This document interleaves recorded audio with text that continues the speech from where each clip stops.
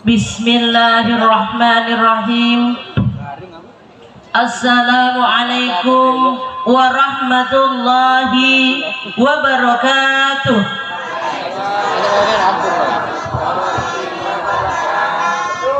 Saya mikir kok kurang semangat nih Bu. Padahal kalau wis ngeden nih. Ning maca salam. Sekali lagi nggih sing semangat untuk tersane ilang antuke nggih. Assalamualaikum warahmatullahi wabarakatuh.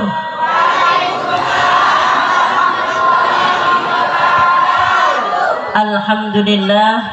Alhamdulillahilladzi nahmaduhu wa nasta'inuhu wa nastaghfiruhu wa na'udzu billahi min sururi anfusina wa min sayyiati a'malina may yahdihillahu fala mudhillalah wa may yudlilhu fala hadiyalah. Qala rabbi ishrah li sadri wa yassir li amri wahlul 'uqdatam min lisani yafqahu qawli. Rabbi zidni ilma warzuqni fahma. Amin amin ya rabbal alamin. Amma ba'du. Yang terhormat Bapak Camat Kecamatan Rimbo Ulu atau yang mewakili, juga yang saya hormati Ibu Kepala Desa Wanarja atau yang mewakili, yang dalam hal ini diwakili oleh Bapak Sekdes, juga bapak-bapak kepala dusun, bapak tokoh agama, tokoh masyarakat, juga wabil khusus pada Bapak Kiai Amin Mustafa yang selalu setia mendampingi BKMT, juga ketua muslimat yang saya hormati, dan tidak ketinggalan ibu-ibu semuanya jamaah majelis taklim BKMT Permata Desa Wanarja Seringar Kleru Kelurahan Wiroto Agung. Soalnya kelurahan dan Kelurahan Wiroto Agung. Saat ini Kelurahan Wiroto Agung pun terpecah menjadi 3. Wiroto Agung, Mandiri Agung, Sarana Agung, tapi BKMT-nya masih 1. Akhirnya dibuatlah BKMT Triagung, 3 Agung, Sarana Agung, Mandiri Agung, sama Wiroto Agung. Nah, besok kalau sini dipecah Wana Mulia, Wana Arum, sama Wanarja, nggih. BKMT-nya sementara waktu kalau belum siap masih jadi 1 aja. Termasuk muslimatnya cukup 1 saja. Kasihan kok tiap dusun nek norak narik terus. Kalau dusunnya masih, desanya masih kecil kan hanya 5 dusun ya. 5 dusun berarti setahun narik pimpindo saking ya. Nah kalau nanti sudah terpecah nggak masalah, BKMT masih bergabung nggak masalah, tidak ada yang salah. Namanya pengajian ini nggak ada yang salah. Diganti Triwa nanti, diganti Triwa. Oh Triwa ya, kalau sini jadi Triwa ya, bukan Triwa 77 New Triwa, bukan dangdutan, tapi Triwana Reja. Triwana nggih, Triwa. Cocok juga Pak Kadus, usulannya Pak Kadus nggih. Jadi Triwa. Tapi bukan Triwanya Pak Haji Triman ya. Triwa Wana Reja. Oke. Lanjut. Ibu yang saya hormati, mohon maaf sekarang ini saya ngajinya sambil duduk, mboten napa nggih. Umur saya tua, ternyata memang kondisi fisik saya lemah. Biar ngadeg kuat, saiki nek ngadeg suwi gak kuat. Mula kali lenggah mawon yen pamunten jenengan nggih lenggah nggih. Nggih, jenengan nggih lenggah, kula nggih lenggah, nek kula ngadeg ndak terlalu dhuwuren pula, panggunge wis dhuwur. Alhamdulillah pengajian BKMT kali ini sudah berjalan kembali setelah kita libur selama 2 tahun. 2 tahun libur karena Covid atau Corona. Alhamdulillah saat ini mudah-mudahan pun rampung Covid wis melayu. Nah saat ini pengajiannya dipun baleni melih utawa pengajian pun diadakan kembali. Memang kondisi negara kita memang sedang gonjang ganjing. BBM naik, nggih Bu nggih. Rego-rego sembako naik. Terus harga getah, lho kok malah turun, jarene naik, harga getah turun. Sembako regane naik, BBM naik, malah rego getah turun. Alhamdulillah. Sing penting jek paringi sehat, seger waras, jek iso deres, ngoten nggih.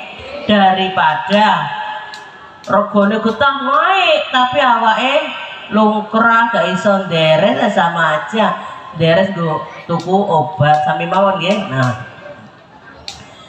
BBM naik, sembako naik, kira-kira ibadahnya ikut naik napa mboten Bu? Naik apa mboten Bu? Insya Allah. Nah, mudah-mudahan BBM naik, sembako naik, ibadahnya nggih meningkat tambah naik. Kira-kira nek rego getah mudhun kok BBM naik ngoten ngresulang grundel napa mboten? Grundel nggih. Grundel kalih sinten? Grundel kalih Gusti Allah ngoten. Lajeng grundel kalih sinten? Kalih Pak Jokowi ngoten. Nah, grundel kan Pak pemerintah. Padahal pun diparingi jatah bagi sing kurang mampu diparingi jatah BLT 300.000 per bulan. Ayo. Ngoten sik kurang. Tambah meneh. Maksudnya BLT ini pinten? 1 juta sebulan ngoten nggih. Tekor dana desane. Ora cukup gergi sampean tok. Nah, berarti kita tetap harus meningkatkan ibadah kita kepada Allah Subhanahu wa Ta'ala, termasuk BKMT ini. Setelah pulang dari sini monggo kita tambahi tingkatke amal ibadah supaya nopo bisa jadi kok BBM naik, rego-rego napa niku naik merupakan ujian keimanan kita. Mudah-mudahan kita termasuk orang yang sabar. Amin Allahumma amin. Mungkin nek sabar fa insyaallah Allah bakal nambahi nikmat kita. Mergo napa mungkin kita belum cedak karo Gusti Allah. Pengen cedak karo Gusti Allah Bu? Pengen cedak ben ditresnani kali Gusti Allah nggih. Ada 7 cara niki. Mengke dilakoni nggak pakai duit, nggak pakai biaya, tapi pakai amalan. Purun kinten-kinten Bu. Niki ampunane bungen tua lho, mlebu kuping tengen metu kuping kiwa alias wes bablas ilmune nggak nyangkut sama sekali. Ini harus langsung dipraktekkan. Siap kira-kira? Insya Allah. Yang pertama, untuk mendekatkan diri kita kepada Allah, biasakan membaca ayat kursi setiap habis sholat 5 waktu. Berarti kan kudu sholat 5 waktu mau ndak mau nggih. Gelem ra gelem nek sholat wajib 5 waktu kudu dilakoni. Ora kok nunggu wong wis do sholat sik wis do bubar sholat berarti baru maca ayat kursi. Bukan seperti itu. Habis melaksanakan sholat 5 waktu wiridan, lah di wiridnya itu masukkan ayat kursi. Hafal mboten Bu ayat kursi nih? Gak malah hilang ayatnya garek kursi nih. Ora jauh dihafalno. Nah, mboten diamalne mungkin garek ilang ayatnya garek kursi ini. Makanya harus diamalkan setiap habis sholat 5 waktu. Fa insya Allah jarak surga dengan kita hanyalah kematian. Nah, butuh dana apa mboten? Modalin apa? Modal abab tok, modal nyuwara. Nah, membaca ayat kursi sebentar paling 2 menit mboten nyampe ning baca ayat kursi pun apa to ngene ngene asiran sering diwaca nggih. Nah, niki waktu sehabis sholat 5 waktu jadikan wiridan untuk membaca ayat kursi. Fa insya Allah jarak antara surga dengan kita hanyalah kematian. Yang kedua, untuk upaya kita mendekatkan diri kepada Allah adalah biasakan membaca sholawat setiap hari minimal 10 kali, kalau di hari Jumat minimal 100 kali. Sanggup napa mboten Bu? Insya Allah sanggup. Nek diniatin insya Allah sanggup. Maca sholawat 10 kali niku paling sedikit. Kenapa? Karena membaca sholawat sekali saja Allah akan membalas kita dengan 10 kali lipat. Kalau kita membaca 10 kali Allah akan menggantinya dengan 100 kali. Kalau kita membaca 100 kali Allah akan membalas kita 1000 kali. Amin Allahumma amin. Kalau kita membaca sholawat fa insya Allah Nabi Muhammad badai memberikan syafaat kepada orang-orang yang mau membacakan sholawat. Sekarang kalau saya tanya, ibu-ibu BKMT Majelis Taklim ini mau diadakan jalan-jalan ke Jakarta. Lo cerita tok niki nggih, mbuh ya mbuh ora. Niki mbok menawa gur mbok menawa lho. Mau diadakan jalan-jalan ke Jakarta dari Jalan Pandan 1 bis, Jalan Pelangka 1 bis, Jalan Serayu 1 bis, Jalan Waluh 1 bis, Jalan mana lagi arah sana, Jalan Batanghari kanan 1 bis, Jalan Batanghari kiri 1 bis, berarti ada sekitar 7 bis. Sungkono rasi anggapannya nah cerita.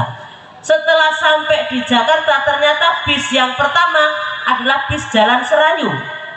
Halo ibu-ibu yang Jalan Serayu, bis yang pertama nyampe di Jakarta duluan, delalah disiapi fasilitas kon nginep dan hotel. Dari resepsionis hotel, dah pegawai hotel sana didaftar, ibu dari mana? Dari Wanarja ya. Oh BKMT Wanarja. Iya. Bis nomor 1 dari Jalan Serayu. Iya betul. Oh silahkan masuk. Itu kamarnya sudah disediakan dan di sana tempat makan, prasmanan juga sudah disediakan. Silahkan makan, habis itu mandi, mau istirahat silahkan. Kira-kira melebu langsung istirahat makan duluan apa nunggu kancane bis yang keri? Delalah bis yang di belakang itu podo bocor bane belum nyampe. Kira-kira masuk duluan apa nunggu kancane? Masuk hotel duluan. Nunggu karo mlebu dhisik, yang penting masuk mandi-mandi dhisik, makan-makan sik sawareke baru turu sambil nunggu. Kan ngoten nggih? Niku nek awake dhewe wong Serayu. Tapi Kanjeng Nabi beda. Kanjeng Nabi Muhammad Shallallahu Alaihi Wasallam sudah dijamin masuk surga. Setelah hari kiamat jreng rampung hari kiamat, wis rampung usuk-usuk rampung hari kiamat, manusia mati terus dibangkitkan lagi oleh malaikat Israfil dengan tiupan sangkakala. Kanjeng Nabi Muhammad nggih termasuk bangkit, dipersilahkan oleh Allah, silahkan Muhammad masuk ke dalam surga duluan. Di sana bidadari sudah nunggu, makan-makan sudah disediakan oleh para bidadari. Kira-kira Kanjeng Nabi Muhammad leburian apa nunggu umatnya?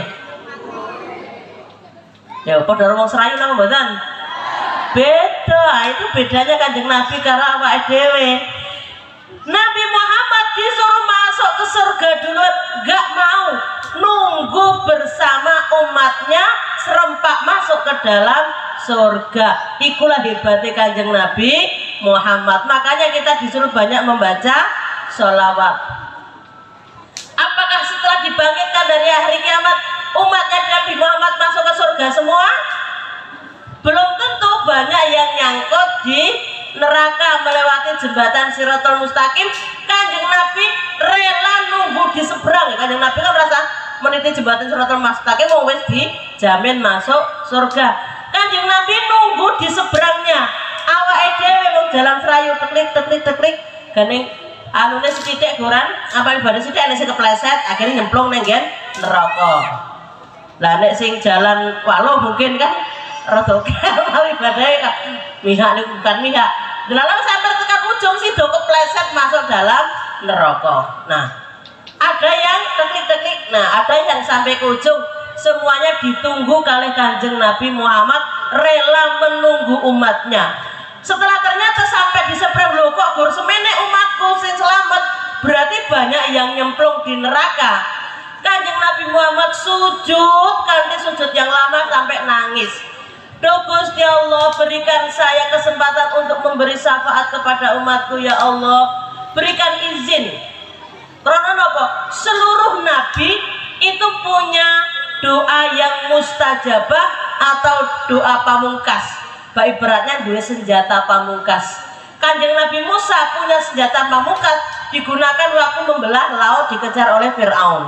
Kanjeng Nabi Ibrahim punya senjata pamungkas, doa langsung mustajabah ketika dibakar oleh Raja Namrud.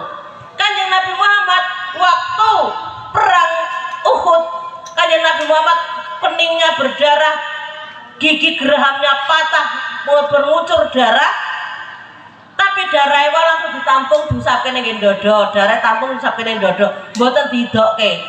Loh, napa kok ngono usap darahnya kok langsung diusapkan di dada? Kan para sahabat takkan kenapa Nabi kok darahnya bukan diteteskan di situ aja atau diidokke. Kalau kita kan kalau giginya berdarah kan diidokke gitu ya. Ini Kanjeng Nabi Muhammad tidak diludahkan, tapi ludahnya langsung dilakukan yang ngedodo. Kenapa seperti wahai Nabi? Saya mendengar yang tidak kalian dengar. Andaikan satu tetes darah saja sempat jatuh di bumi, Allah langsung mengazab orang-orang kafir tadi.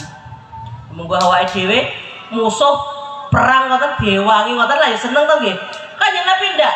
Para sahabat tangan loh. Kenapa engkau ndak mendoakan orang-orang kafir yang telah melawan engkau, yang telah menyakiti engkau? Kenapa enggak musnah aja diazab oleh Allah? Wahai para sahabat, aku diutus oleh Allah bukan untuk mengazab, tapi membawa rahmatan lil alamin. Kenapa doamu enggak kamu pakai? Doa senjata pamungkasku tidak akan aku gunakan di sini, tapi aku gunakan nanti setelah hari kiamat untuk memberi syafaat seluruh umat Nabi Muhammad Sallallahu Alaihi Wasallam. Jadi Kanjeng Nabi Muhammad bersujud kepada Allah, nangis, meminta izin untuk menyelamatkan umatnya. Allah mengizinkan, bangun Muhammad, selamatkan umatmu sekemampuan kamu. Kanjeng Nabi Muhammad langsung mendatangi neraka tempat umat Nabi Muhammad yang disiksa tadi. Selulup, golai umatnya. Ya, yang biasa membaca sholawat ada tanda-tandanya. Ketok ketip-ketip eneng sinare lah, kayak kulino maca sholawat, kayak raine kulino di basuh air wudu, kayak mukanya pernah dipakai untuk sujud, itu ada bersinar. Maka Rasulullah mengenali, diselamatkanlah umatnya Kanjeng Nabi Muhammad yang di dalam hatinya masih ada sebesar biji kurma iman. Jeneng imane tapi sebesar biji kurma. Diselamatkan semuanya yang sebesar biji kurma. Apakah sudah habis umatnya Nabi Muhammad di neraka? Ternyata masih banyak yang masih kecemplung di neraka. Ya Allah, ternyata masih banyak umatku yang nyemplung neraka. Ya Allah, izinkan lagi aku menyelamatkan umatku. Ya Allah, nangis lagi, sujud lagi dengan sujud yang lama. Setelah sujud lagi, aku izinkan kamu Muhammad untuk menyelamatkan umatmu yang di dalam hatinya masih ada sebesar biji jagung iman. Tadi sebesar kurma kan rada gede. Sebesar biji jagung iman, silakan selamatkan. Masuk lagi Kanjeng Nabi Muhammad mencari umatnya untuk diselamatkan, diberikan syafaat. Setelah diangkat, rasa-rasanya koyone wes diselamatkan kabeh. Ternyata sisanya masih banyak. Loh, kok jihokeh yang belum terselamatkan? Akhirnya Nabi Muhammad sujud lagi dengan sujud yang lama sambil nangis lagi. Ya Allah, berikanlah saya kesempatan untuk memberikan syafaat kepada umatku. Akhirnya Gusti Allah ngendikan tengger hadis qudsi, yahruju minan nari man kana fi qalbihi dzarratun mithqala minal iman. Akan aku keluarkan kalian semuanya dari neraka barang siapa yang di dalam hatinya masih ada sebesar biji zarrah iman, biji bayam iman. Mas'ulah Muhammad, selamatkan umatmu yang di dalam hatinya masih ada sebesar biji bayam. Biji zarrah itu sebesar biji sawi. Pernah nengok sawi, Bu? Biji sawi, biji bayam cilik. Suruh nyelamatkan, ambillah. Itu hebatnya Kanjeng Nabi Muhammad. Akhirnya diselamatkan lagi. Ternyata masih ada umatnya Nabi Muhammad yang tidak mau masuk ke dalam surga. Memangnya teragelem biar mulo raminat masuk swarga. Aku ora terobsesi masuk swarga. Aku ning neraka ora apa-apa. Ning neraka nggawe arisan jadi ini. Emang bisa di neraka nggawe arisan? Ayo. Arisan apaan lagi dibakar badannya wis belum komeng ora iso ngopo-ngopo arisan ning neraka, enggak bisa. Nah, dan ketika Rasulullah Shallallahu Alaihi Wasallam Isra Mi'raj, pernah suatu ketika didampingi oleh malaikat Jibril melihat malaikat, ada malaikat itu yang punya tangan 1000. Malaikat yang duweni tangan 1000. Nek malaikat Jibril punya sayap, sayapnya 600 sayap. Wadah nggih. 600 sayap, dan tiap sayapnya itu kalau dibentangkan bisa sampai dari ujung timur ke ujung barat. Ngebuai dunia. Tiap-tiap sayapnya ada mutiaranya bagus, sangat bagus. Akhirnya waktu itu malaikat Jibril bertanya kepada Allah, ya Allah, adakah makhluk yang kau ciptakan lebih indah dari saya? Enggak ada, kamulah yang paling indah saya ciptakan. Oh kalau begitu terima kasih ya Allah. Langsung malaikat Jibril sujud sholat 2 rakaat. Masing-masing 1 rakaatnya selama 20.000 tahun. Lama napa mboten Bu? 20.000 tahun. Akhirnya 40.000 tahun malaikat Jibril sholat. Kata Allah, wahai malaikat Jibril, sholatmu aku terima, sholatmu bagus. Tapi ada sholat yang lebih aku sukai, yaitu umatnya Muhammad.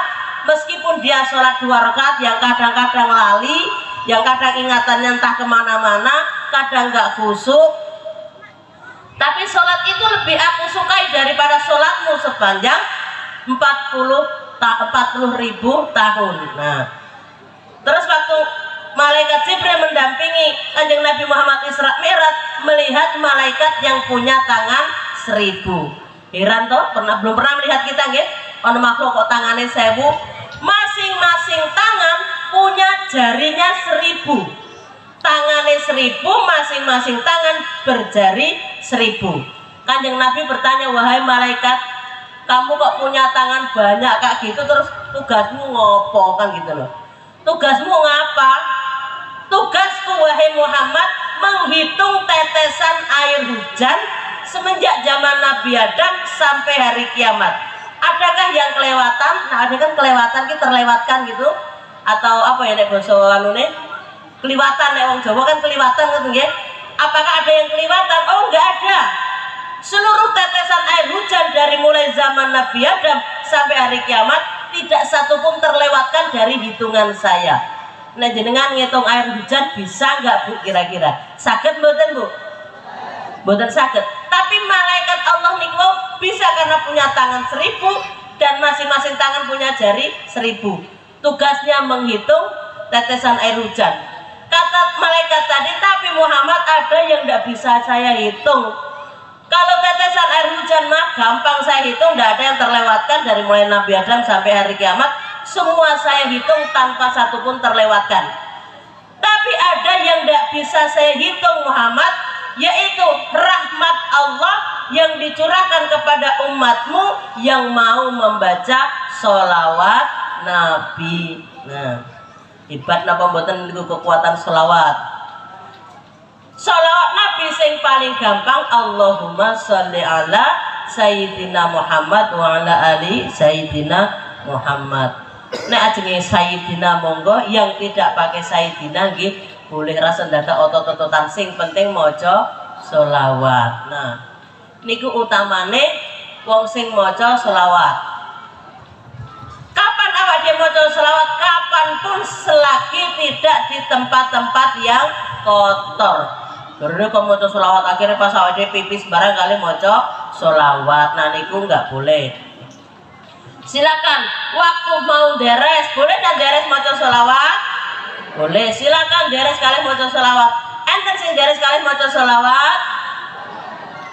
Enten. Sing penting ampun banter-banter nggih maca sholawatnya alon-alon mawon. Kalian nyapu-nyapu, nyuci piring, nyuci baju, kalian masak nasi, baca sholawat. Saged nggih? Saged. Mudah bagi kita. Insya Allah itu nanti yang akan memberikan syafaat Rasulullah SAW dumateng kita yang pembaca sholawat. Dan malaikat yang punya tangan 1000 pun gak sanggup menghitung keridhaan Allah, rahmat Allah yang diturunkan kepada umatnya Nabi Muhammad yang membaca sholawat. Baru 2 nggih Bu. Yang pertama tadi baca, nah yang kedua baca sholawat. Oke, yang ketiga, amalan untuk mendekatkan diri kita kepada Allah Subhanahu wa taala yang ketiga adalah biasakan membaca surat Al-Ikhlas 10 kali setiap hari. Surat Al-Ikhlas niku napa Bu? Qul huwallahu ahad. Hafal mboten? Hafal nggih? Biasakan setiap hari kita membaca berapa? 10 kali. Kapan bacanya? Boleh pagi, boleh sore, boleh habis maghrib, boleh habis subuh, boleh kapanpun. Yang penting setiap hari kita membaca 10 kali bacaan surat Al-Ikhlas. Fa insya Allah, Allah menjanjikan akan membangunkan istana di surga. Amin Allahumma amin. Butuh duit napa mboten niku? Butuh BLT napa mboten bangun istana di surga? Butuhin namanya ngangge bacaan atau amalan berarti kan hanya tenaga saja nggih. Mula masuk swarga niku jane gampang napa mboten? Gampang nggih masuk swarga nggih. Perlu duit kathah napa mboten? Mboten perlu duit kathah, perlune amalan sing kathah. Mula swarga tansah mengolawangi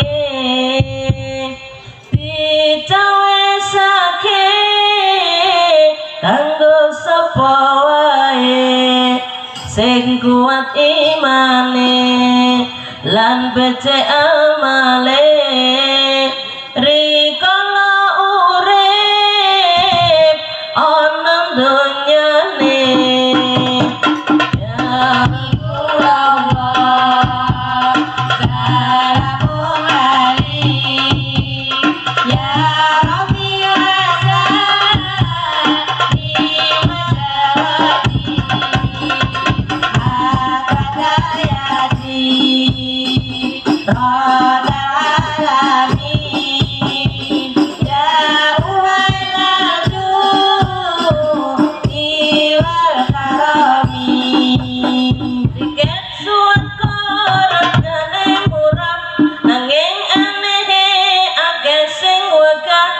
tiket swarga regane murah nanging anehe akeh sing wegah tumindak becik angin lakone ape kujane tangane sing kuat imane banget uripe.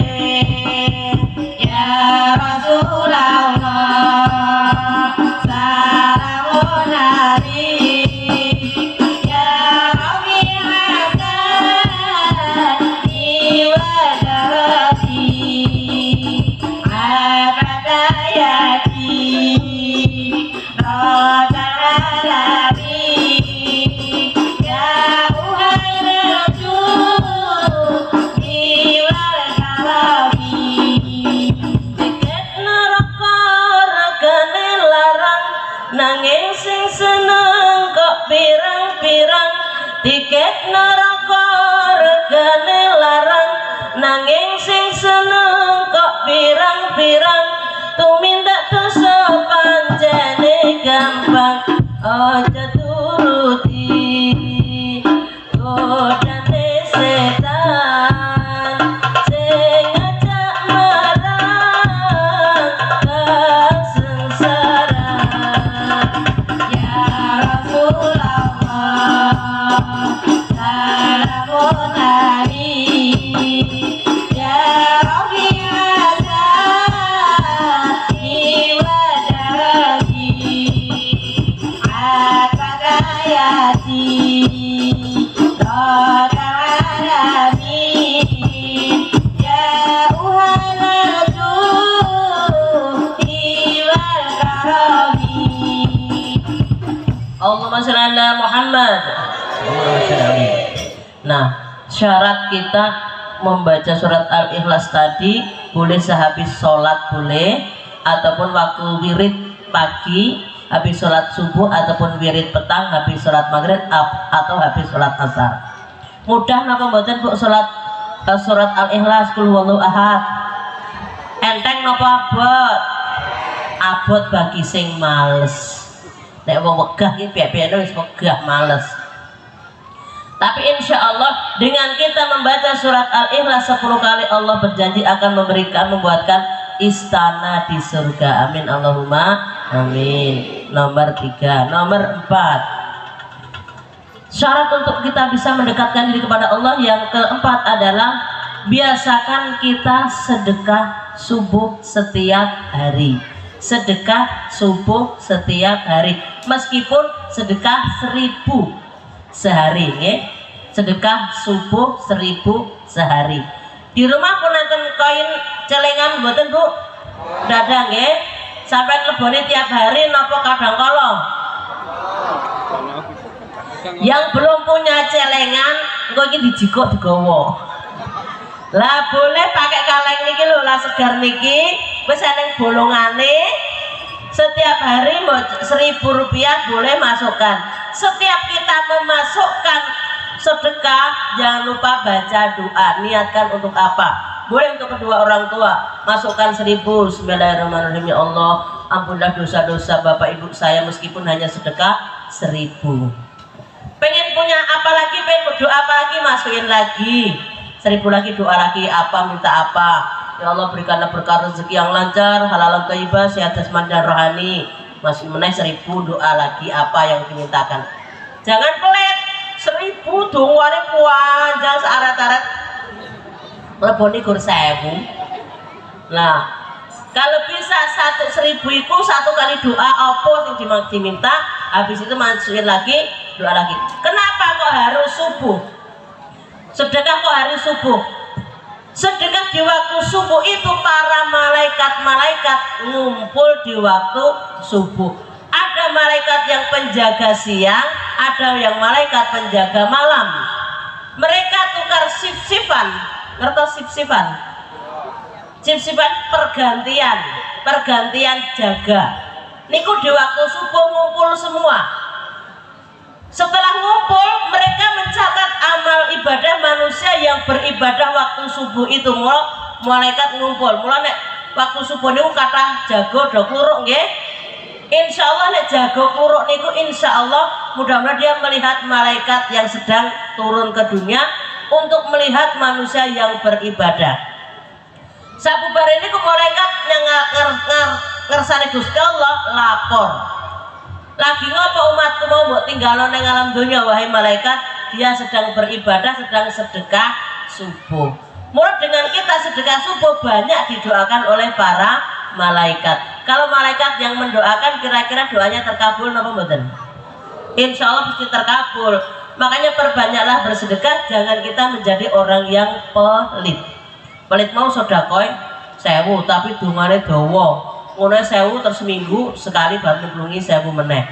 Koin NU yang sudah ada di rumah masing-masing silakan diisi. Yang tidak punya boleh buat sendiri. Kalau sudah penuh gonyang ibu boleh diantarkan ke masjid, kasih ke masjid untuk pembangunan masjid boleh. Atau boleh untuk santunan anak-anak yatim boleh. Kumpulkan antar ke BKMT, Majelis Taklim BKMT untuk kas BKMT untuk nanti buat santunan boleh. Sampai kasihkan kepada keluarganya yang kurang mampu, sanak kerabatnya yang miskin, boleh dikasihkan dengan koin NU ya, koin yang kalian punya di rumah masing-masing tadi. Kaleng sedekah subuh. Rak boten larang kok Bu tiketnya swarga. 1000 wis ditampa kali Gusti Allah. 1000 sudah diterima oleh Allah, yang penting syaratnya ikhlas. Yang keempat, yang kelima. 1 2 3 4 masih ingat nggih? Niki mboten namanya bunga tua loh. Kan langsung dipraktekkan ten gereja mulai dari setelah sholat asar. Sholat asar yang dipraktekkan baca ayat kursi. Terus makanya sholat asar baca surat Al-Ikhlas. Yang kelima, biasakan mencintai Al-Quran dengan cara kalau bisa membaca, menghafalkan, mengamalkan. Mana yang paling mudah? Baca, membaca Al-Quran. Kalau kita baca Al-Quran berarti kita harus punya target. Jenengan waktu hidup berumah tangga punya target apa betul Bu?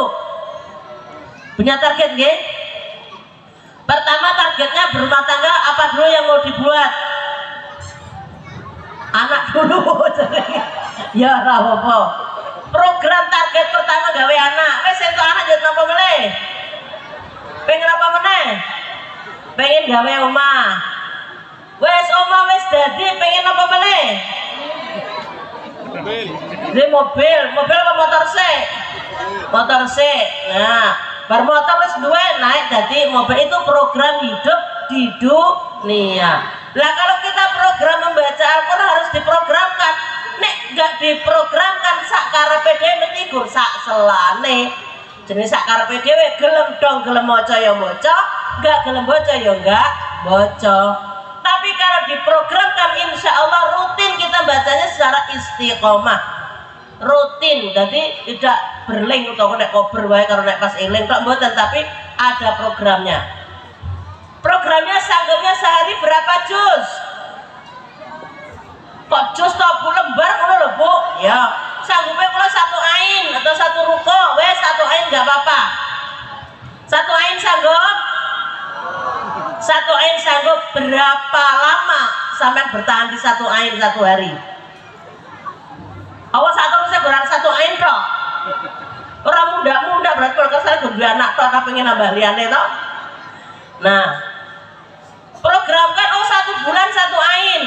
Bulan yang kedua 2 ain. Bulan yang ketiga 3 ain 1 hari. Bulan yang keempat 4 ain. Bulan kelima 5 ain, berarti setiap habis sholat 1 ain, habis sholat 1 ain. Kok wes kepenak kalau setiap habis sholat ngaji kok penak? Tambahi lagi setengah juz. Loh, udah selesai lama-lama nanti terbiasa jadi 1 juz. Nek pengen program sing kula lakoni setiap tanggal 1 masuk juz 1. Setiap tanggal 2 masuk juz 2. Lah mungkin nek sakniki tanggal 17 kudune pun juz 17. Jadi sambil ngeleng-ngeleng tanggal sambil ngeleng-ngeleng juz. Silahkan praktekkan bagi yang sudah kuat 1 hari 1 juz. Bu Mataya sudah kuat itu. Gara-gara gelemporan kan itu. Nah, kenapa dengan kita membaca Al-Quran, mencintai Al-Quran, wa insya Allah akan menjadikan kita dilindungi oleh Allah Subhanahu wa Ta'ala. Nah, jentilem nggih maca Al-Quran, Bu. Sapa sing diwaca surat Al-Ikhlas. Sampai nah jentilem langsung teko laku bleksek ngoten mawon apa nggih? Baca-baca doa, Bu.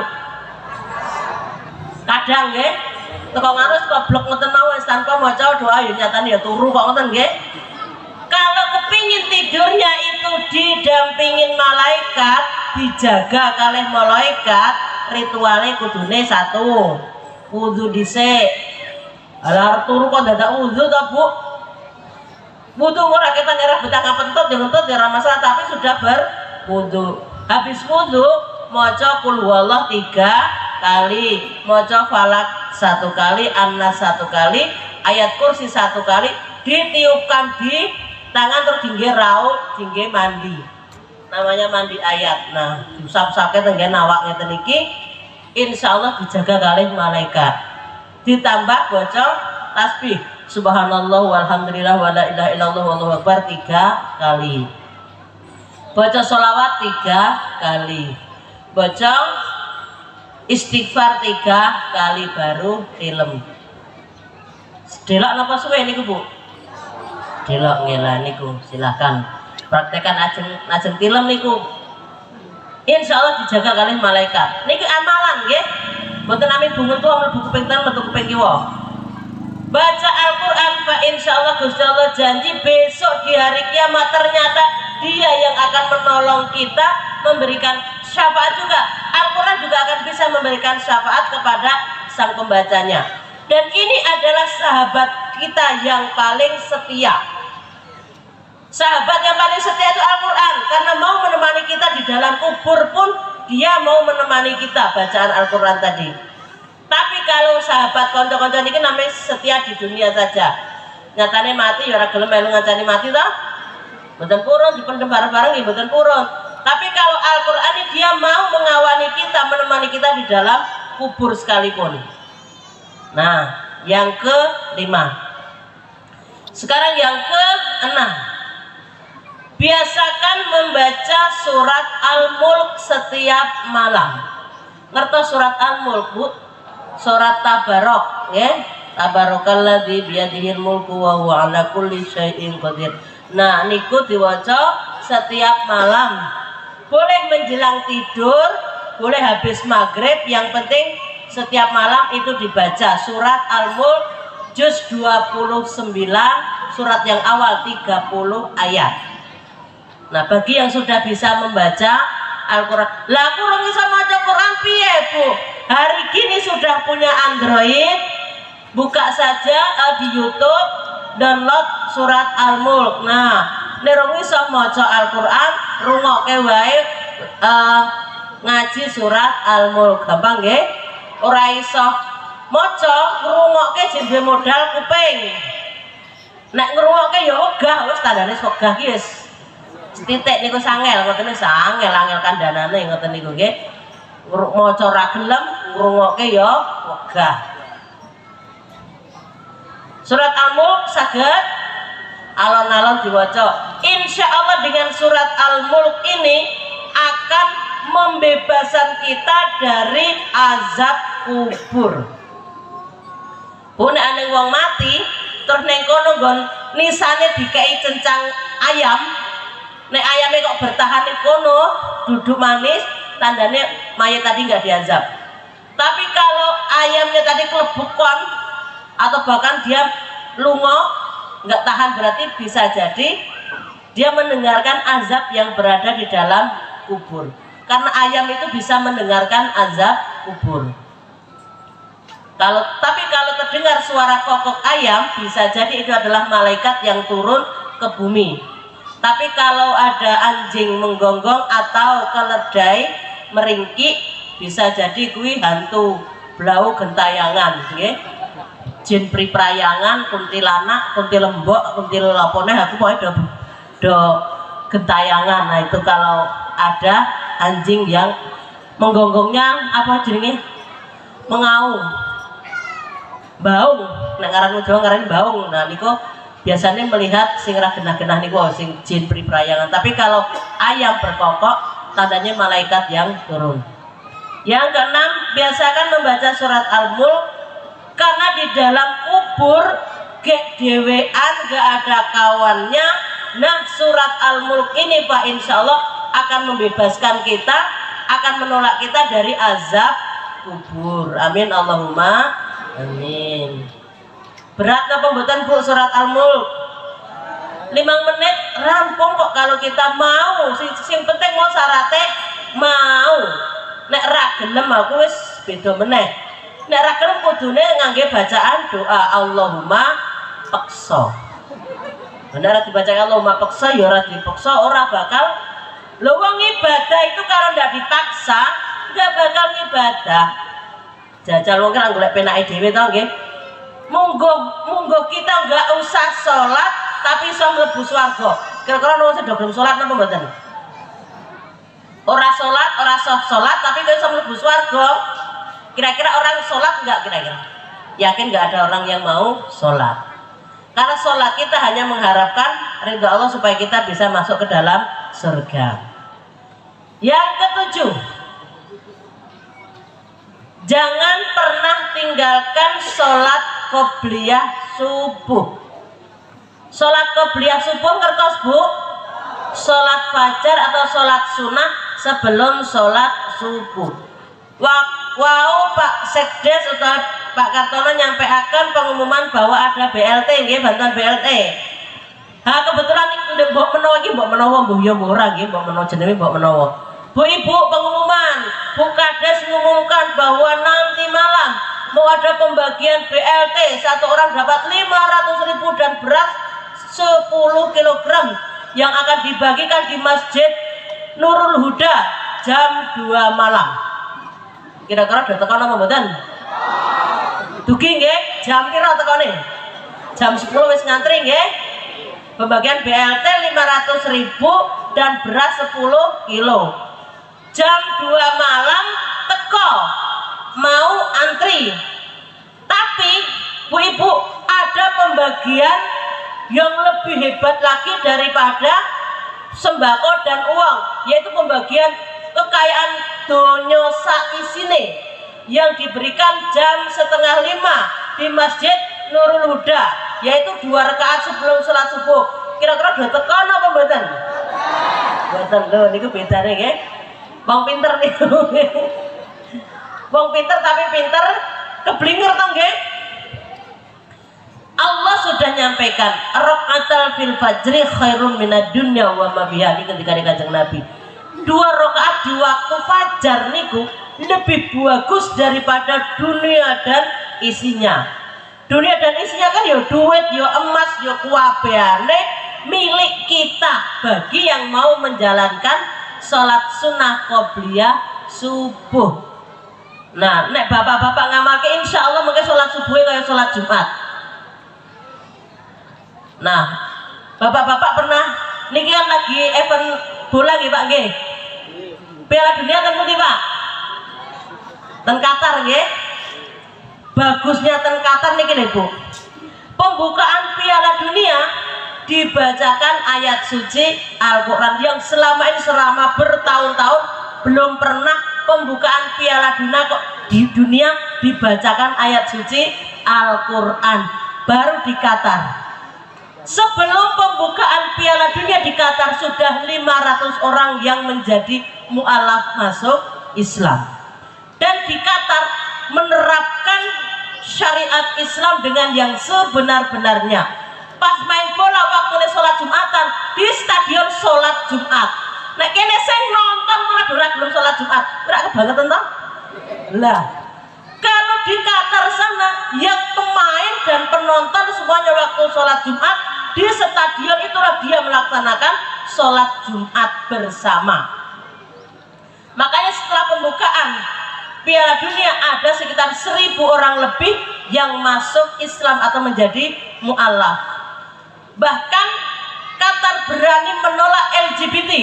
Ngertos nama buatan LGBT Ibu? Halo Bu, paham buatan dalam mbah-mbah? Apa tuh LGBT LGBT ki apa toh? LGBT ini ku mbah, wong lanang seneng karo wong lanang. Kok iso? Ya iso. Jenenge LGBT. Nah, wong lanang seneng karo wong lanang, wong wadon seneng karo wong wadon. Maka dia mengibarkan bendera pelangi. Terus ning ban kapten ini ki bagi klub-klub dari dunia yang dari dunia Eropa, dunia Barat kon nganggo ban pelangi One of Love. Tapi ada yang mau, ada yang negaranya menolak. Salah satunya yang menolak adalah negara Portugal yang kaptennya adalah Cristiano Ronaldo. Gimana Mas Roni? Kok ngerti ya? Ngerti yang melu nonton kok. Nah, menolak tidak mau memakai ban kapten pelangi yang pendukung LGBT. Bahkan yang tim Panzer Jerman dia mendukung LGBT dengan pose waktu di foto ini tutup mulut, berarti menutup kebebasan kan nonton. Ban kapten pelangi enten tengen kaptennya. Akhirnya Allah memberikan kehendak kalah pulang lebih duluan, kalah nego Jerman. Nah, saat ini saya ngajeng final malah Kroasia Prancis Argentina nggih. Margane enten Lionel Messi nggih. Lionel Messi niku nggih pendukung sama-sama tidak mendukung LGBT, dia mendukung Cristiano Ronaldo untuk tetap tidak menyukai LGBT atau tidak meminum minuman keras. Biasanya kalau selebrasi orang-orang mereka itu pada minum minuman keras, tapi di Qatar tidak diperbolehkan membawa minum-minuman keras. Selebrasinya orang Maroko biasanya sujud syukur, alhamdulillah. Nah, sujud syukur atau mencium ibunya. Nah, niki maksudnya lo segitunya lo di negara dunia saja sholat diperhatikan. Lah kok kita yang nonton bola kudunya malah kesempatan sholat tahajud banyak nih Pak. Yang mau nonton Piala Dunia kan jam 2 nggih. Kalau nonton Piala Dunia jam 2 berarti bangunnya paling enggak sudah jam 1 atau setengah 2. Setengah 2 dipakai untuk sholat tahajud setengah jam dan wirid-wiridnya baru jam 2 nonton. Kira-kira yang nonton bola sambil sholat tahajud napa mboten Pak? Sambil sholat tahajud? Mboten. Nonton bola direwangi menteleng, ngantuk-ngantuk ditahan, diombeni kopi ben iso melek. Tapi sholat tahajud 2 rakaat mawon ora kober, tidak diselake, tidak dilonggarke, padahal bisa bangun nonton bola aja bisa, kenapa bangun sholat tahajud tidak? Apalagi bangun sholat subuh. Bangun sholat subuh kan cuma jam setengah sekarang setengah 5 lewat 8 menit. Kan sudah pagi, tapi kita masih enggan mau bangun. Kalau kita sendiri orang Islam enggan mau bangkit untuk menjalankan perintah agama, wajar kalau negara kita nggak bisa maju. Tapi negara Qatar mereka agama dipraktekkan, berani melawan, menentang orang-orang Eropa, mau menegakkan syariat Islam, yang datang tidak boleh, kalau dia belum nikah tidak boleh nginap dalam satu hotel.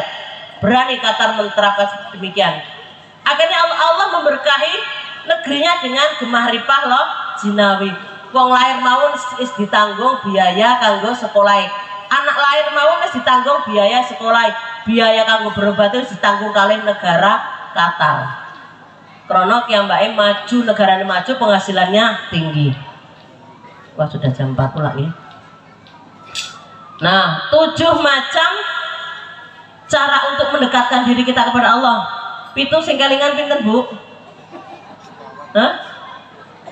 Kelingan pinten ayo? Kelingan sedaya? Alhamdulillah. Pitu kelingannya si tok. Si tok lagi diprakteknya alhamdulillah. 1 ayat kursi, 2 selawat, 3 kulhu. Berapa kulhu peng? 10 papat sedekah subuh atau celengan subuh, 5 maca Al-Quran, 6 membaca surat Al-Mulk setiap malam, 7 melaksanakan sholat qobliyah subuh. Siap bapak-bapak, engkau ramekan masjid seperti ramenya kalau kita sholat Jumat. Itulah ramenya sholat subuh, insya Allah gemah ripah loh jinawi menawi gelem meraktekke ajaran agama. Tapi nek ora gelem praktek ajaran agama nggih mboten bakal gemah ripah loh jinawi. Nah niki pun 7 macam, sebenarnya mungkin prakteknya digeri prakteknya nggih Bu, insya Allah. Engko tuh juga akeh-akeh malah lali kabeh ora ono sing dipraktekke wes bablas ilmune, ora bablas angine ora ngentut kok. Nah 7 macam cara pendekatan diri kepada Allah kalau dipraktekkan, insya Allah mudah-mudahan bukan hanya kita yang mendekatkan diri kepada Allah, tapi Allah yang akan mendekatkan diri ke kita. Kalau kita mendekatkan diri kepada Allah, melangkah, Allah akan lari. Kalau kita sejengkal, Allah akan sedepah.